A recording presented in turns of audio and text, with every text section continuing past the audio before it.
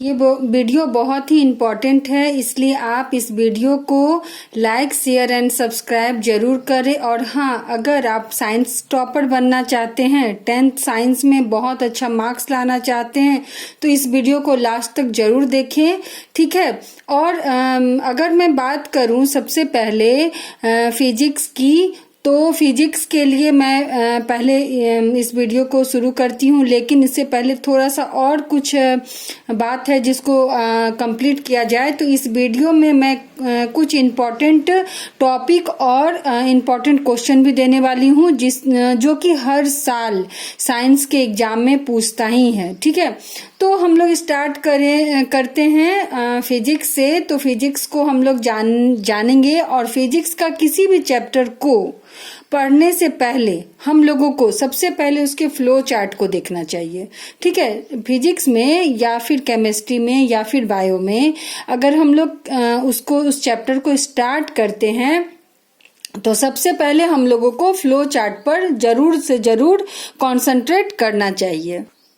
इससे हम लोगों को ये पता चलता है कि इस चैप्टर में हम लोगों को कौन कौन सा टॉपिक पढ़ना है, किस किस का डेफिनेशन जानना है और कौन कौन सा फॉर्मूला जानना है, ठीक है। और हम लोगों को इससे और क्या होता है कि जब हम लोग डेफिनेशन एंड फॉर्मूला को जानते हैं तो उससे हमारा कंसेप्ट क्लियर होता है, और फॉर्मूला और डेफिनेशन को हम लोग कंबाइंड करके, मतलब रिलेटेड करके, ठीक है ना, रिलेटेड करके हम लोग उसको लर्न कर सकते हैं। फिजिक्स का ज्यादातर फॉर्मूला जो है उसको अगर हम लोग रिलेटेड करें तो उसके डेफिनेशन को लर्न करना आसान हो जाता है, ओके।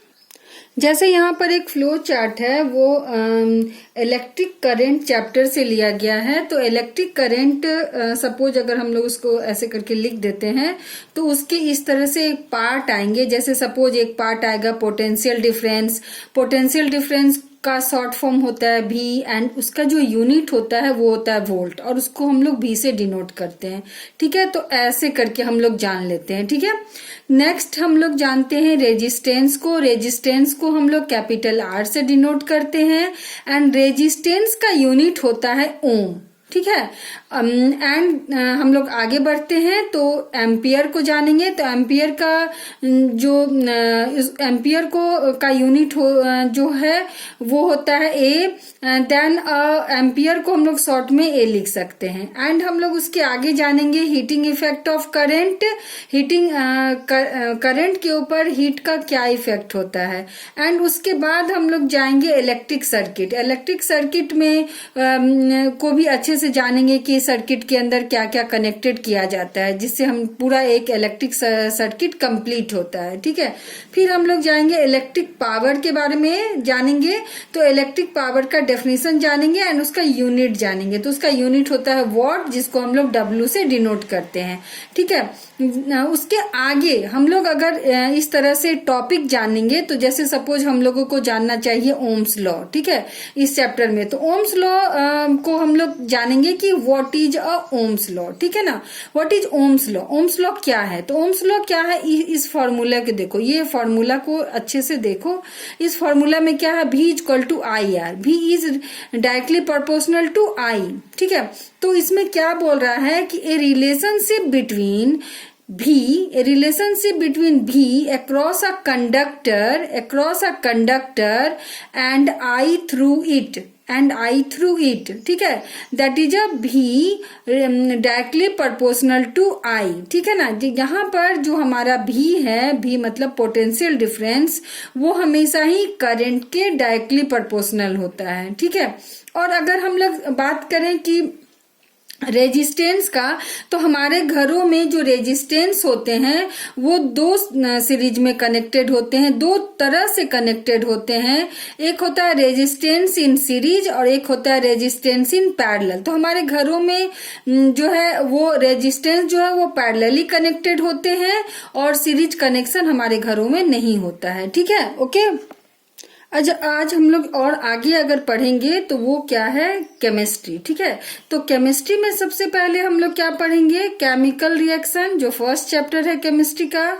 तो केमिकल रिएक्शन का भी इस तरह से हम लोग फ्लो चार्ट जानेंगे। तो केमिकल रिएक्शन में क्या क्या आएगा, केमिकल इक्वेशन आएगा। ठीक है, केमिकल रिएक्शन में क्या आएगा, केमिकल इक्वेशन आएगा, केमिकल इक्वेशन आएगा। उसके बाद फिर हम उसके जो टाइप आएंगे वो आएंगे combination reaction, decomposition reaction, displacement reaction.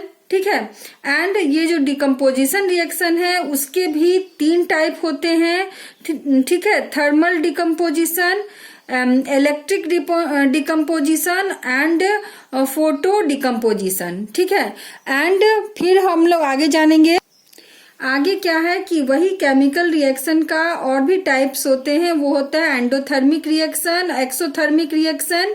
ठीक है, एंड फिर क्या होता है double displacement reaction, oxidation reduction reaction, and उसके भी 2 टाइप होते हैं, ऑक्सीडेशन के oxidation reaction and reduction reaction. And oxidation के भी जो टाइप होते हैं वो जैसे एवरीडे लाइफ के लिए कोरोजन होता है, रेसिडेंसी होता है। ठीक है, एंड इस तरह से हम लोग फ्लो चार्ट को जान लेते हैं। ओके, केमिस्ट्री का ये बहुत इंपॉर्टेंट क्वेश्चन है, वो है why should magnesium ribbon be cleaned before burning in air.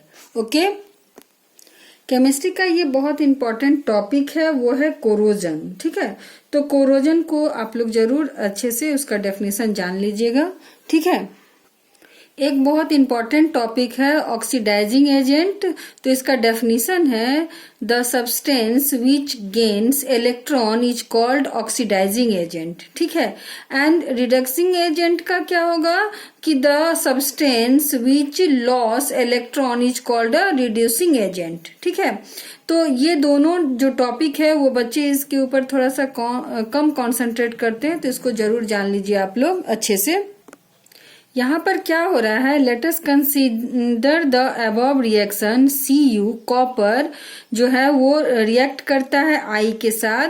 ठीक है ना, तो उसके बाद वो क्या देता है CuI2। ठीक है, तो दिस रिएक्शन में बी रिटेन इन 2 स्टेप। इस रिएक्शन को हम लोग 2 स्टेप में लिख सकते हैं। Cu क्या करता है कि यहाँ पर 2 इलेक्ट्रॉन को क्या करता है, लॉस करता है। 2 इलेक्ट्रॉन यहाँ से चला जाता है, वो दे देता है। ठीक है ना, डोनेट कर देता है। और वो 2 इलेक्ट्रॉन लेता कौन है, तो ये हमारा लेता है I। ठीक है, तो यहाँ पर लिखेंगे, यहाँ पर Cu2 प्लस 2E, इसके ऊपर ये माइनस हो रहा है, 2E माइनस हो रहा है। और यहाँ पर क्या हो रहा है, I2 प्लस 2E माइनस, ये 2E आकर के इसके साथ अटैच्ड हो गया, तो यहाँ पर आया 2I minus. On adding reaction, जो 2 रिएक्शन है, अगर इन दोनों को हम लोग ऐड कर दें तो हमारा ये रिएक्शन बन जाता है, ये एक कंप्लीट बैलेंस रिएक्शन बनता है। ठीक है, तो Cu plus I2 plus 2E minus then CuI2 plus 2E minus Cu plus I2 gives CuI2। ठीक है, तो यहाँ क्या हो रहा था, अब इसको हम लोग अच्छे से जानेंगे। Copper loss 2 electron to become a copper ion. ठीक है ना, तो copper loss 2 electrons to become a copper ion. ठीक है, and Cu2 plus, therefore it is an oxidation reaction in step 2। Step 2 में क्या हो रहा था हमारे पास, iodine, I for iodine. Iodine gains 2 electrons and get converted to iodide. Iodine ने क्या किया कि 2 इलेक्ट्रॉन गेन किया और वो बन गया iodide ion 2I minus. This is known as reduction reaction. ठीक है, और यह एक रिडक्शन रिएक्शन हुआ। We may say that iodine oxidized copper ion and in turn get a reduced to iodide ion। ठीक है, thus iodine acts as a oxidizing agent On the other hand, copper reduce iodine and therefore act as a reducing agent. इसीलिए ये जो हमारा iodine जो है, copper reduce iodine, copper ने iodine को रिड्यूस किया and therefore act as a reducing agent. इसीलिए वो क्या हो गया कि रिड्यूसिंग एजेंट हुआ। ओके, इसी तरह से अगर मैं बात करूं बायो की, तो बायो में भी हम लोग फ्लो चार्ट को देख लेंगे कि फ्लो चार्ट में हम लोगों को ये पता चल जाता है कि हम लोगों को कौन कौन सा टॉपिक इस चैप्टर में पढ़ना है। जैसे कि लाइफ प्रोसेस है, उसमें न्यूट्रिशन पढ़ना है, रेस्पिरेशन पढ़ना है, ट्रांसपोर्टेशन पढ़ना है, ठीक है। मोड ऑफ न्यूट्रिशन में क्या क्या आएगा उसको भी हम लोगों को उसके टॉपिक को भी अच्छे से जानना है, ठीक है ना। एंड इस तरह से हम लोगों को ये पता चल जाता है कि हम लोगों को कौन कौन सा टॉपिक इस चैप्टर में पढ़ना है, ठीक है। इस चैप्टर का बहुत ज्यादा इंपॉर्टेंट क्वेश्चन है और वो क्वेश्चन है कि what is the function of digestive enzyme. ये बहुत बार क्वेश्चन पूछा है, एनसीईआरटी का क्वेश्चन है, सीबीएसई में बहुत बार पूछा है, जैक बोर्ड में भी बहुत बार इस क्वेश्चन को रिपीट किया गया है, ठीक है ना। What is the function of digestive enzyme. इस क्वेश्चन को जरा देखिए। State difference between artery, when and capillaries. ये बहुत ज्यादा इंपॉर्टेंट है, इसको जरा ठीक से देखिए कि ये आर्टरी क्या है, वेन क्या है और कैपिलरीज क्या है, ठीक है ना। तो ये इम्पॉर्टेंट इसलिए भी है कि लोग जो बच्चे हैं इसको इग्नोर कर देते हैं कि ये जूनियर क्लासेस का है, बट ये क्वेश्चन बहुत ज्यादा अच्छे से इसको पूछा जाता है। इसको इस क्वेश्चन को जरा जरूर देखिएगा। State difference between artery, when and capillaries, ठीक है। ओके, और ये क्वेश्चन है, डिफरेंस लिखना है anaerobic respiration, anaerobic respiration में, और डिफरेंस लिखने का ये तरीका है, ठीक है। हम लोग इसको लिख देंगे, लिखने के बाद एक लाइन करेंगे कॉपी में और नंबर दे करके 1 2 3 4 स्टेप बाय स्टेप हम लोग डिफरेंस लिखेंगे। अगर हम लोग ऐसे लिख देंगे तो मार्क्स नहीं मिलेगा, जैसे तैसे लिखने से नहीं, बिल्कुल इस तरह से आप लोग इस पे कॉन्सेंट्रेट कीजिए, इसको एकदम इसी तरह से लिखना है, ठीक है। तभी जाकर के इसमें अच्छे मार्क्स मिलेंगे आप लोग को। ट्रांसपोर्ट इन जाइलम, ट्रांसपोर्ट इन फ्लोएम, तो ये इसमें भी हम लोगों को इसी तरह से लिखकर डिफरेंस लिखना है, ठीक है। ओके, देखिए इस न्यूमेरिकल को, ये न्यूमेरिकल कई बार पूछा गया है। A piece of wire of resistance R is cut into 5 equal parts.